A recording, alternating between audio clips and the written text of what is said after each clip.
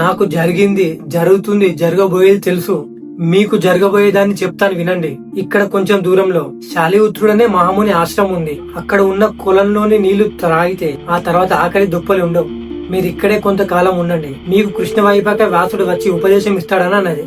అది చూసి కరిగిపోయిన కుంతి, భీమ ఈమె రాక్షస కనే కావచ్చును, కానీ ప్రేమ ఈమెలో మానవత్వము నింపేసింది. అందుకే రాక్షసుడైన తన అన్న నుండి మనల్ని కాపాడేందుకు ప్రయత్నించింది. నీవు ఈమెను వివాహం చేసుకోనన్నది. అయితే ఒక షరతు కూడా పెట్టింది. అదేమిటంటే రాక్షసులకు రాత్రి సమయంలో శక్తి ఎక్కువగా ఉంటుంది కనుక పగలంతా నీవు వీనితో కాపురం చేసిన రాత్రి అవగానే నా కొడుకును నా దగ్గరకు పంపించాలని అన్నది. ఇడింబిని పెళ్లి చేసుకోవడానికి భీముడు కూడా ఒక షరతు పెట్టాడు. మనకు కొడుకు పుట్టేంత వరకే నేను నీతో కాపురం చేస్తాను, ఆ తర్వాత నేను నిన్ను వదిలి వెళ్లిపోతానని అన్నాడు. ఇడింబి అంగీకరించింది. ఏం చేద్దామని అని అర్జునుడు ధర్మరాజును అడిగాడు. కొన్ని రోజుల పాటు మనం ఎవరికి తెలియకుండా ఇక్కడే ఉందాం. పరిస్థితులు చక్కబడేంత వరకు మనం ఇక్కడే ఉందాం.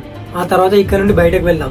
ప్రస్తుతం మనం ఏ అండలేని వాళ్ళం. మనకు రాజ్యం, సైనికుల బలగాలు ఏమీ లేవు. ఇవన్నీ మనకు ఏర్పడిన తర్వాతనే తిరిగి హస్తినాపురానికి బయలుదేరదాం. ఇప్పటికే మన పైన హత్య ప్రయత్నం జరిగింది. ఇప్పుడు మనం ఎక్కడున్నామో తెలిస్తే వాళ్ళు వచ్చి ఇప్పుడు బాహాటంగానే మనం చంపడానికి ప్రయత్నం చేస్తారు. అవకాశం వచ్చేంత వరకు మనం వేచి ఉందామని అన్నాడు. ఆ తర్వాత వాళ్ళందరూ కలిసి ఇడింబి చెప్పినట్టు శాలిహోత్రుని ఆశ్రమానికి వెళ్లి అక్కడ జీవనం సాగిస్తున్నారు.